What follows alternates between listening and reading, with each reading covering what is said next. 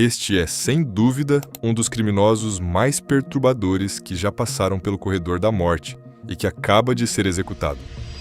Seu nome era Jeremy Williams e ele foi executado por injeção letal no estado do Alabama. Neste vídeo, vou contar o crime que o levou ao corredor da morte, os detalhes de seu julgamento, sua execução e as últimas palavras que ele pronunciou antes de morrer.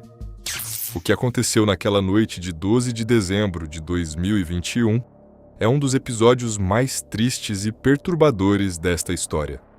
Um acontecimento que envolveu uma menina completamente indefesa e revelou até onde a crueldade humana pode chegar.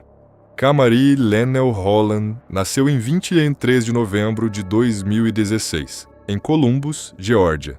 Seus pais eram Corey Holland e Christy Sipley, que estavam em um relacionamento havia aproximadamente um ano quando Christy engravidou. Após o nascimento de Kamari, os dois começaram a morar juntos e, em 2018, tiveram outro filho. No entanto, com o passar do tempo, o relacionamento começou a se deteriorar. Christy tinha um histórico de problemas relacionados às drogas, o que provocava discussões constantes entre o casal. Apesar das dificuldades enfrentadas por sua família, a pequena Kamari tinha uma personalidade alegre e cheia de amor. Estava sempre feliz e sorrindo. Também era uma menina inteligente, carinhosa e cheia de energia. Um de seus passatempos favoritos era cantar e dançar, e recentemente havia começado a frequentar a pré-escola, uma fase de que gostava muito. Depois que seus pais se separaram, Kamari passou a morar com o pai, Corey, e seu irmão mais novo, em Phenix City, Alabama, já que ele tinha a guarda integral das duas crianças.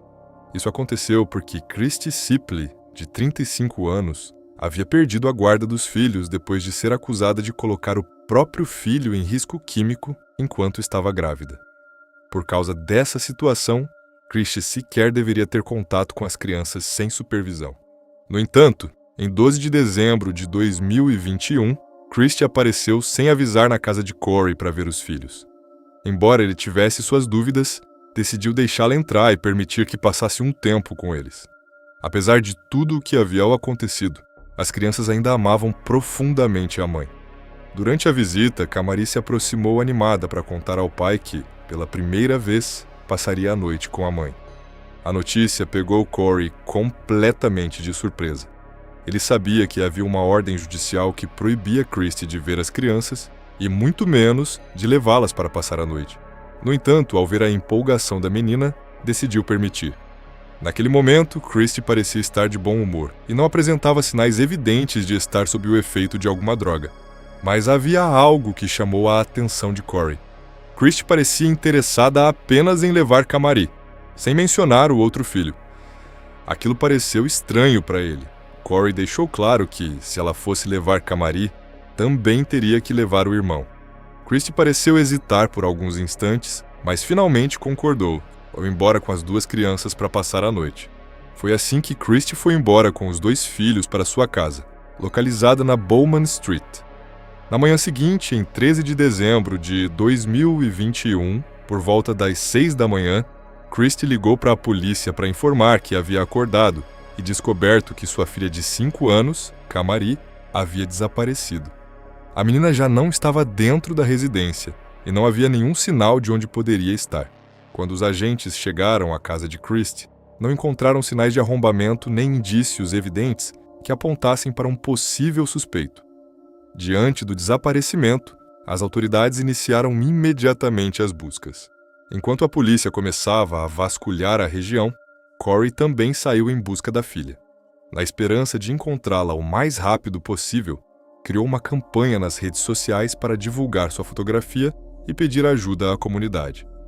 Os dias se passaram sem nenhuma novidade, então as autoridades iniciaram uma investigação mais aprofundada.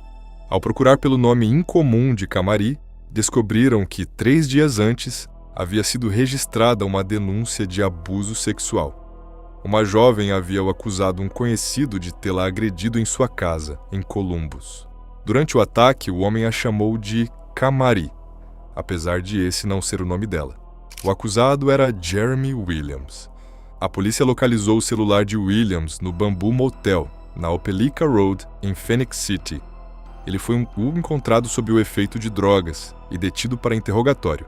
Enquanto revistavam sua residência atual em busca de pistas que pudessem indicar o paradeiro da menina, os agentes conversaram com sua esposa do lado de fora da casa.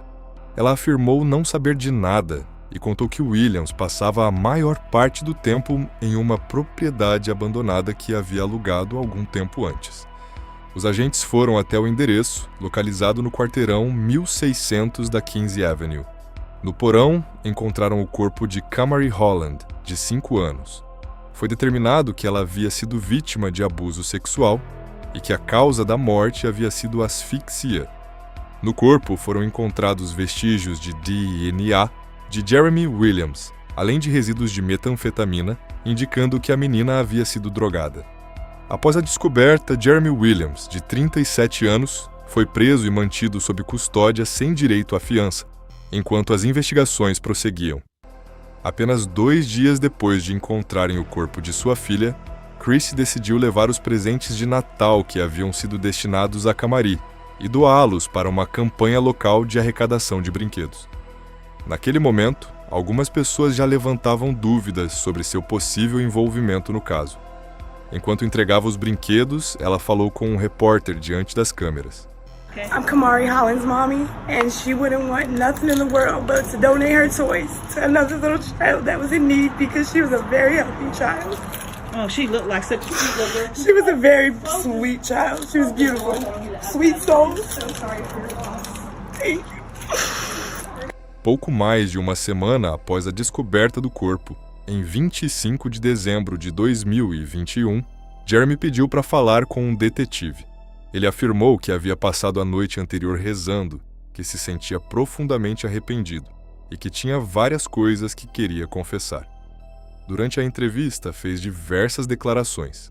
Admitiu ter abusado sexualmente de sua enteada de 4 anos durante um longo período e reconheceu ser responsável pela morte de sua filha, de 1 mês de idade, Nadia Tranise Williams, ocorrida em 2005. A menina havia morrido devido a um traumatismo contundente. O médico legista havia atribuído originalmente a morte a uma emergência médica, mas após a confissão, o caso foi reaberto. Jeremy também admitiu ter abusado de outras meninas ao longo dos anos. Além disso, confessou o que havia feito com Kamari, mas durante seu depoimento, fez uma afirmação especialmente perturbadora. Afirmou que, segundo ele, tudo havia acontecido com o consentimento de Christy Sippel. Segundo seu próprio depoimento, Christy e Jeremy mantinham um relacionamento amoroso e ambos estavam profundamente envolvidos com o vício em metanfetamina. Durante várias semanas, Christy teria oferecido a filha em troca de dinheiro.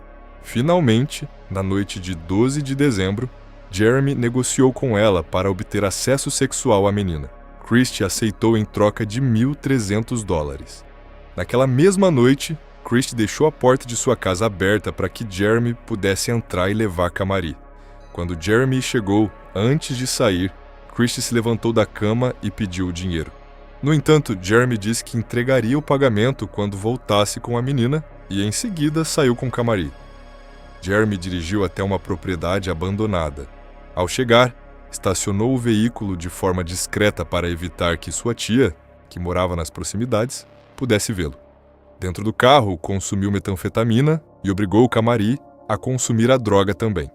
Depois, levou a menina para dentro da casa abandonada, onde a agrediu sexualmente e a espancou repetidamente durante aproximadamente 1 hora. Mas havia algo ainda mais perturbador. Jeremy registrou os atos com seu celular. Por fim, estrangulou Kamari com as próprias mãos até causar sua morte. Mesmo depois que a menina já havia falecido, continuou abusando sexualmente de seu corpo e também registrou esses atos com o celular. Mais tarde, quando Jeremy não voltou, Christy começou a ligar insistentemente para perguntar a que horas eles retornariam. Ele mentiu, dizendo que estava preso no trânsito e que chegaria tarde. Essas ligações ficaram registradas nos bancos de dados das operadoras de telefonia.